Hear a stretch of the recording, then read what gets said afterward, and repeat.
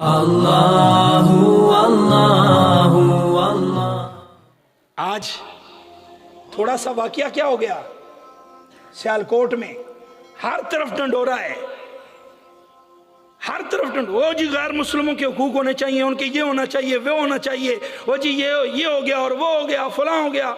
हर anchor भौंक रहा है, हर सियासी कुत्ता बना हुआ है, जबान इतनी इतनी लंबी निकाल के।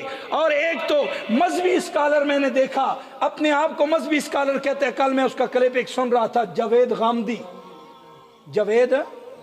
गांधी, वो ऐसा जलील है, ऊपर लिखा है मजहबी स्कॉलर और मुंह उसका ऐसा है जैसे खंजीर का होता है। हुजूर अलैहिस्सलाम ने फरमाया खालिफुल यहूद वफुल लिहियता वकस्सु शवारिबा, फरमाया यहूदियों की मुखालफत करो, अपनी दाढ़ियों को बढ़ाओ, अपनी मूछों को पस्त करो। उसकी दाढ़ी तो बिल्कुल आलू की तरह छिली हुई है और बना हुआ है मजहबी स्कॉलर।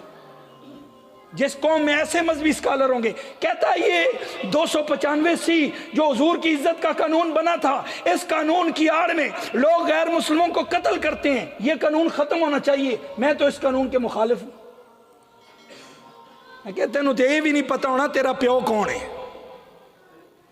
हाँ, तुझे तो अपने बाप का भी नहीं पता होना जो बक बक कर रहा है।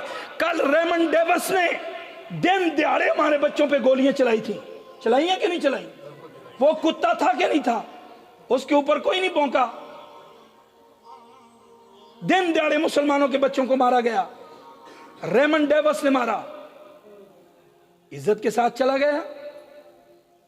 तहरीक लब्बैक की बात मैं करूंगा तो आप कहेंगे ये तो अपनी पार्टी की बात करता है, सियासत की बात करता है। 40 नौजवानों को गोलियां मार के नहीं मार दिया गया। वो बच्चे तो हमारे थे ना, आपके थे, मोहल्ले के थे। किसने मारा उन्हें? उसके ऊपर को बोला ठीक है, हम मानते हैं मुस्लिम कम्युनिटी में रहते हैं, गैर मुस्लिमों के हुकूक का तहफ़्फ़ुज़ है, लेकिन सियासत के लिए उनको मार कर किसी के ऊपर लेबल लगाना, फिर बक बक करना, पहले उसकी तहकीक तो करो, मारा किसने है, कैसे मारा है, उसके बाद जबान खोलना। इस्लाम गैर मुस्लिमों को भी तहफ़्फ़ुज़ देता है। हमारे काबिरीन ने तो गैर मुस्लिमों को अपने अखलाक से मुसलमान किया है।